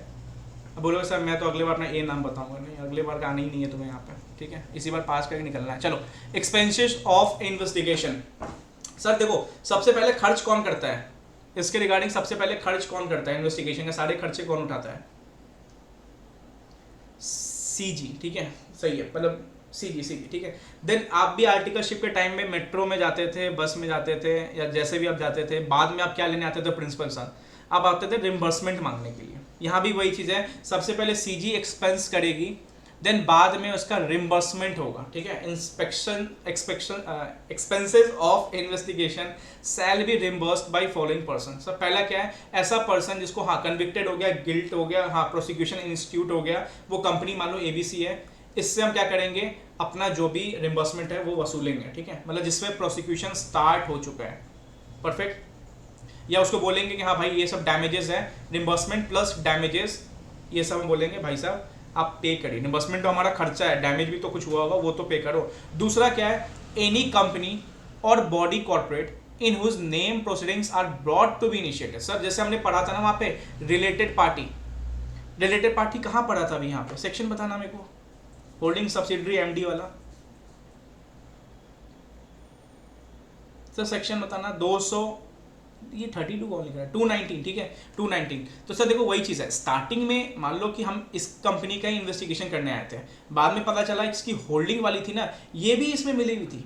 तो एनी कंपनी और body corporate in whose name proceedings are brought to be initiated. Initially नहीं थी, मतलब इनिशियली वो कंपनी नहीं इन्वॉल्व थी यहाँ पे, बट बाद में पता चला कि ये भी इन्वॉल्व थी, तो उससे भी हम amount of cost expenses decide कर सकते हैं, बट स्पेसिफाइड बाई कोर्ट और ट्रिब्यूनल, ठीक है। तो बाई डिफॉल्ट जो मेन कंपनी थी उस पर प्रोसिक्यूशन तो स्टार्ट हो गया, उससे तो हम अपना रिम्बर्समेंट एंड डैमेजेस ले ही सकते हैं।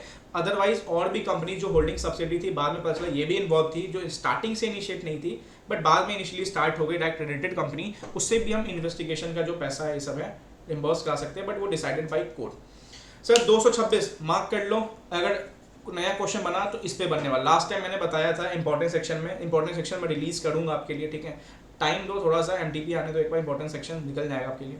सर 226 तो मेरा फेवरेट वन है, ठीक है, अगर कुछ क्वेश्चन अच्छा सा ड्राफ्ट होगा इस पे होगा, कहानी बना के जो नहीं कहता ड्राफ्ट कर, जो मैं आपके फर्स्ट पेपर में कहानी बना के ड्राफ्ट कर रहा था, यहाँ पे ही वो ड्राफ्ट होगा, वाइंडिंग अप का कहानी। सर पहला क्वेश्चन, कंपनी का इन्वेस्टिगेशन स्टार्ट हो चुका है, कंपनी ने एसआर पास कर दिया है, ठीक है, क्या इन्वेस्टिगेशन रुक, मतलब एसआर वाइंडिंग अप के लिए पास कर दिया, क्या इन्वेस्टिगेशन रुक सकता है? 3 लोग का आंसर आया नहीं, 4 लोग नहीं, 5 नहीं, सब बोल रहे हाँ, और बोल रहे, और किसने बोला हाँ? अरे वाइंडिंग अप एसआर पास कर दिया, हाँ देखो मैं सुनना था ना, कोई तो और होना चाहिए, देखो ये मजे ले रहा है ये, ठीक है, ठीक है। An investigation under this chapter may be initiated notwithstanding and such investigation shall be stopped, suspended only of following facts। मतलब इस सीजन की वजह से हम इन्वेस्टिगेशन को रोक नहीं सकते। सर क्या क्या रीजन है? कंपनी ने पास कर दिया एसआर, अरे भाई तो एसआर क्या यूनानिमस भी पास कर दे वॉलंटरी वाइंडिंग अप के लिए, हम फिर भी नहीं रोकेंगे, अपना इन्वेस्टिगेशन नहीं रोकेंगे। या आप आईबीसी में भी, सर देखो मैं अपनी गलतियां बताता हूं तो आप ज़्यादा सीखोगे, जब भी क्वेश्चन पढ़ो ना उसके लास्ट रिक्वायरमेंट में आ जाना। जो मैंने आपको कहानी बताया था ना आईबीसी का, आपको याद होगा 164 पे मैंने पूछा था आईबीसी का डिस्क्वालिफिकेशन, मैं भावुक हो गया था अपने अटेम्प्ट में, मेरे को पता था आंसर क्या था यहाँ पे, बट आईसी ने इतना घुमाया ना कि आईबीसी का ये दिसंबर 21 में को पेपर देखना स्पेशल कोर्ट का था, इतना घुमाया उसने आईबीसी आईबीसी आईबीसी, मैं प्रेशर में ना लास्ट में देखा ही नहीं, उसने पूछा कि एज पर कंपनीज एक्ट बताइए। अब देखो लास्ट का रिक्वायरमेंट जब पूछेगा ना एज पर कंपनीज एक्ट, तो भूल जाओ कि आईबीसी कुछ होगा भी इसमें, इसलिए बोल रहा हूँ कि आप देखो जहाँ जहाँ आईबीसी ना बहुत तेज है, ऐसे ही पूछेगा ऐसे करके कि आईबीसी का ऐसे हो गया ऐसे हो गया, भावुक हो गया, आईबीसी का सेक्शन सोचने लगोगे, लास्ट रिक्वायरमेंट देखना, बोलेगा बताइए भाई आई एस पर कंपनीज एक्ट, तो लास्ट रिक्वायरमेंट जरूर पढ़ा करना क्वेश्चन का, ठीक है। चलो, any other proceedings under IBC 2016 for voluntary winding up, भले आपका कंपनीज एक्ट का वाइंडिंग अप में स्टार्ट क्यों ना हो गया एसआर पास करके, या आपके आईबीसी में भी क्यों ना हो गया हो, भाई साहब हम नहीं रुकने वाले हैं, या आपने अपना ऑपरेशन मतलब अत्याचार 241 में पढ़ेंगे ऑपरेशन मिसमैनेजमेंट चैप्टर की कब ऑपरेशन होता है, कब अत्याचार होता है, जब आपका पावर राइट छीना जाता है तब मेंबर के साथ अत्याचार होता है, ठीक है। उसके लिए अगर आपने ऑपरेशन के लिए फाइल कर दिया होगा, फाइल तब होता है 241 में, बट 244 में मेंबर्स का रिक्वायरमेंट देखा जाता है। तो ये 3 केस अगर स्टार्ट भी हो गए होंगे तब भी आप इन्वेस्टिगेशन नहीं रोक सकते। सर एक चीज बताओ, ट्रिब्यूनल ने वाइंडिंग अप का ऑर्डर दे दिया, ट्रिब्यूनल ने वाइंडिंग अप का ऑर्डर दे दिया, क्या ऑर्डर दे दिया मतलब अब वाइंडिंग अप एसआर पास नहीं किया गया, वाइंडिंग अप के लिए गए नहीं हो आप, ट्रिब्यूनल ने ऑर्डर दे दिया, क्या इन्वेस्टिगेशन रुक जाएगा अब? इवन अगर ट्रिब्यूनल ने ऑर्डर भी दे दिया ना तो इंस्पेक्टर बताएगा अरे ट्रिब्यूनल सुनो भाई, winding proceeding is winding about tribunal, सुनो क्या बोला, इफ ट्रिब्यूनल ने वाइंडिंग अप का ऑर्डर भी दे दिया फिर इंस्पेक्टर इन्फॉर्म करेगा ट्रिब्यूनल को, एंड ट्रिब्यूनल ने ऑर्डर को अमेंड करेगा।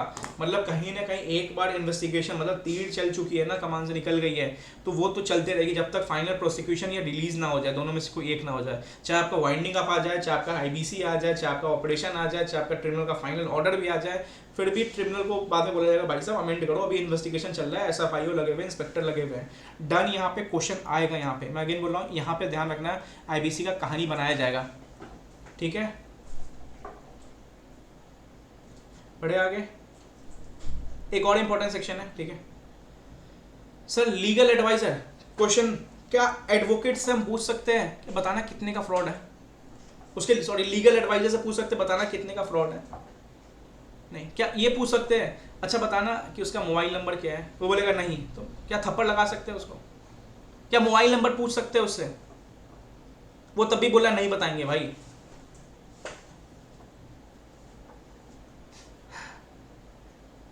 देखो बेसिक इंफॉर्मेशन पूछ सकते हैं, ऐसा आपके नोट्स में क्या क्या लिखा हुआ है बेसिक इंफॉर्मेशन? देखो बोला जाता है कि प्रिविलेज,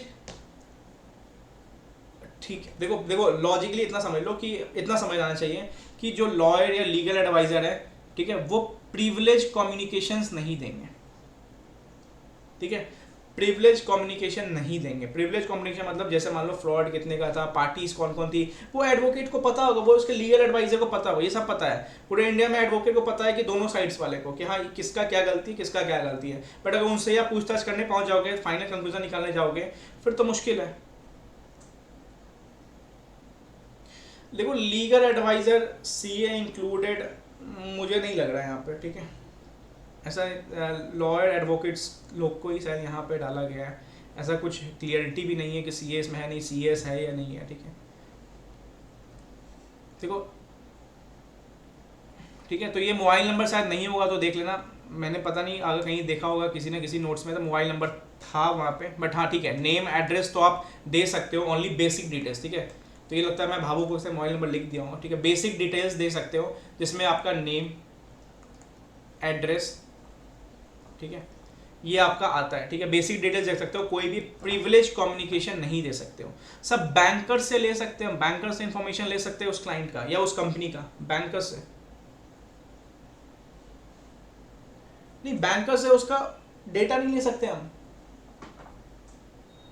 किसने बोला नो? यस देखो सुनो पहले, nothing disclose by the banker of any person और body corporate regarding as to affair the company other than, देखो ये बताओ, इसको पढ़ने में ना काफी दिक्कत होता है, मैं बताता हूँ इसको क्या बोलना चाह रहा है। देखो लॉजिकली क्या है समझो, ये सेंटेंस पढ़ने में दिक्कत आता है, क्या दिक्कत आता है समझो पहले। मान लो इंस्पेक्टर है, ठीक है, मान लो, हाँ अदर पर्सन नहीं ले सकता, ठीक है, मान लो इंस्पेक्टर है, ठीक है, ये आया आईसीआईसीआई बैंक में, इसमें मान लो एबीसी लिमिटेड का कंपनी का इंफॉर्मेशन था, ठीक है, उसी में ही एबीसी लिमिटेड का एक और डील होता होगा किसी के साथ, ठीक है, पीक्यूआर, उसी बैंक में पीक्यूआर का इंफॉर्मेशन था, कहीं ना कहीं सस्पिशियस लग रहा था इंस्पेक्टर को, तो इंस्पेक्टर ने बोला एक काम करो सर, एबीसी का तो दे ही दो, पीक्यूआर का भी दे दो इन्फॉर्मेशन। तो क्या पीक्यूआर का इंफॉर्मेशन ले सकते हैं हम? इंस्पेक्टर भले सस्पिशियस भी क्यों ना लग रहा हो, नहीं, मतलब कहीं ना कहीं देखो लॉयर को बोला गया अपने बेसिक डिटेल्स दे सकते हो, बैंकर को बोला गया ठीक है आप कंपनी का इंफॉर्मेशन दो, ठीक है, बोला गया कि आप कंपनी का जो इंफॉर्मेशन है वो दे दो, but other than body corporate person कहाँ गया, देखो ये जो नथिंग है ना, इसको नोट टाइप पढ़ो कि कुछ डिस्क्लोज नहीं होगा, क्या जिसका इन्वेस्टिगेशन चल रहा है उसके अलावा किसी का भी डिस्क्लोज नहीं कर सकते, मतलब जिसका इन्वेस्टिगेशन चल रहा है बस उसका ही बैंकिंग इन्फॉर्मेशन डिस्क्लोज कर सकता है बैंकर, सब इतना ही समझ लो लॉजिकली, उसके अलावा किसी का नहीं, भले कंपनी ने उसके साथ डील किया हो, सेम अकाउंट हो, सेम बैंक में अकाउंट हो, फिर भी इंस्पेक्टर नहीं मांग सकता है, ठीक है, सिर्फ कंपनी वाला इन्फॉर्मेशन मांग सकता है। सेंटेंस पढ़ने में दिक्कत आता है, पर इतना ही समझ जाओगे कि सिर्फ उस कंपनी रिगार्डिंग इन्फॉर्मेशन बस वही मांग सकते हैं, उसके अलावा नहीं मांग सकते किसी और भी कंपनी या किसी और भी पर्सन का डेटा। डन, आगे बढ़े, खत्म, सो गए, हाँ ना। वंस अगेन, देखो सिंपल सी बात है, इस सेंटेंस को मत पढ़ो, पता है, हाँ हाँ बस वही है, जो कंपनी के अंडर इन्वेस्टिगेशन है ना बस उसी का आएगा, बैंक का इन्फॉर्मेशन देगा। सपोज मैंने क्या बोला, इंस्पेक्टर था, इंस्पेक्टर आईसीआईसीआई बैंक में गया, आईसीआई से बैंक में गया और इन्वेस्टिगेशन चल रहा था एबीसी पे, ठीक है, एबीसी कंपनी ने मान लो कोई ट्रांजेक्शन किया होगा पीक्यूआर पे, सपोज एग्जाम्पल, तो इंस्पेक्टर आके सिर्फ एबीसी का इन्फॉर्मेशन मांग सकता है आईसीआई बैंक से। अगर इंस्पेक्टर बोलेगा एक काम करो आईसीआई बैंक, एबीसी ने पीक्यूआर से ट्रांजेक्शन किया था, उसका भी डेटा आपके बैंक में, पीक्यूआर का भी दे दो ना डेटा, तो क्या पीक्यूआर का डेटा दे सकता है, जबकि ये इन्वेस्टिगेशन नहीं चल रहा है इस पे, नहीं, भले सेम बैंक में क्या मतलब ट्रांजेक्शन हुआ है क्या मतलब, बट आपका इन्वेस्टिगेशन उस बैंक पे उसका कंपनी में नहीं चल रहा है, उसका डेटा हम नहीं दे सकते आपको, ठीक है, तो यही समझना था, सिर्फ उसी कंपनी का दे सकते हैं जिसका इन्वेस्टिगेशन ऑर्डर पास हो चुका है, जिसका एनसीएलटी ने इन्वेस्टिगेशन ऑर्डर पास किया है, ठीक है। सर 228 बताओ, ये बताओ एक और सेक्शन कहाँ पे, मैंने बताया था कि एक सेक्शन आने वाला है यहाँ पढ़ने वाले, बताओ कौन सा सेक्शन था।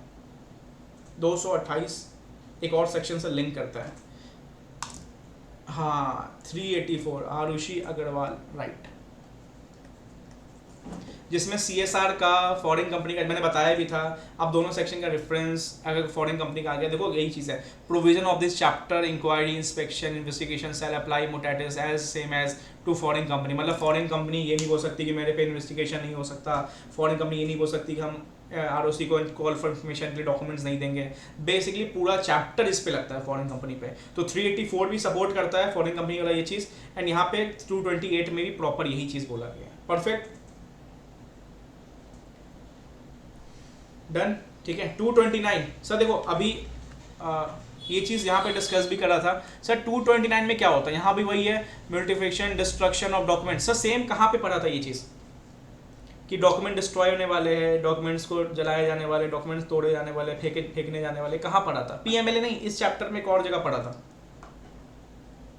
209 में, जो आरओसी इंस्पेक्टर आके सर्च सीज कर रहा था, परफेक्ट, आरओसी इंस्पेक्टर आके सर्च सीज कर रहा था, ठीक है, व्हेन अ पर्सन इज, तो सर एक बात बताओ, पता कैसे चलेगा कि ये वाला है, और यहाँ पे 447 भी लगता है, सर देखो एक क्वेश्चन बताऊंगा, जुलाई 21 आई थिंक मई 21 जुलाई 21 जो बोल लो, वहाँ पे ये क्वेश्चन आया था, स्टूडेंट को कंफ्यूज हो गया कि कौन सा सेक्शन का क्वेश्चन था, पेपर में आप सर एलडीआर में कवर्ड होगा, या आप देखना आपका जुलाई 21 के पेपर में क्वेश्चन आया था यहाँ से, बेसिकली ये था, वो मुझे एक बात बताओ डिफरेंस कैसे पता चलेगा कि यहाँ भी मल्टीफिकेशन लिखा हुआ है, मल्टीफिकेशन यहाँ पे डिस्ट्रक्शन लिखा हुआ है, यहाँ भी वही है कि केएमपी के डॉक्यूमेंट्स, वहाँ भी केएमपी के डॉक्यूमेंट्स है, तो डिफरेंस कैसे पता चलेगा,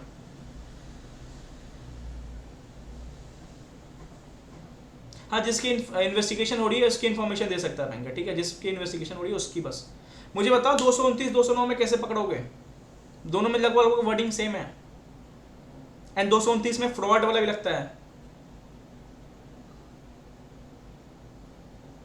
आरओसी, ठीक है, देखो अब बताओ उस, आप क्वेश्चन में देखोगे ना, तो क्वेश्चन में ना उसके रिक्वायरमेंट में हिंट दिया हुआ है, मतलब नॉर्मली बोला कि कंपनी पे इंक्वायरी इंस्पेक्शन इन्वेस्टिगेशन, बेसिकली तीनों होगा, इन्वेस्टिगेशन होगा, इंक्वायरी इंस्पेक्शन होगा ही होगा, बट फर्स्ट पार्ट देखोगे बोला जाएगा कि है ना मिस्टर रवि या कुछ आर से नाम था, उन पे ना इन्वेस्टिगेशन हो रहा था, और उस दौरान क्या हुआ, कुछ ऐसे लोग थे जो डॉक्यूमेंट्स को डिस्ट्रॉय कर रहे थे, सर मैंने वर्ड क्या बोला, इन्वेस्टिगेशन हो रहा था, ठीक है, मैंने क्या बोला, इन्वेस्टिगेशन हो रहा था, ठीक है, अगर इन्वेस्टिगेशन हो रहा था तो भाई section number 229, perfect, section number 229 penalty, sir penalty क्या कितनी लगेगी, 447, दो तीन चीज़ पकड़ने वाला समझा रहा हूँ, पहली बात क्वेश्चन में क्लियर बोलेगा, इंक्वायरी हो रहा है तब सर सीज का बात करेगा तो 209, इन्वेस्टिगेशन हो रहा है तो 229, पेनल्टी की वर्ड की बात कर रहा है 229, सर पेनल्टी क्या है इसमें, पहले पूरा कहानी बता दिया कि डिस्ट्रॉय हो रहा है, म्यूटिलेट हो रहा है, फॉल्सीफाई किया है, छुपाया जा रहा है, टेम्पर्ड है, अनऑथराइज रिमूव किया जा रहा है,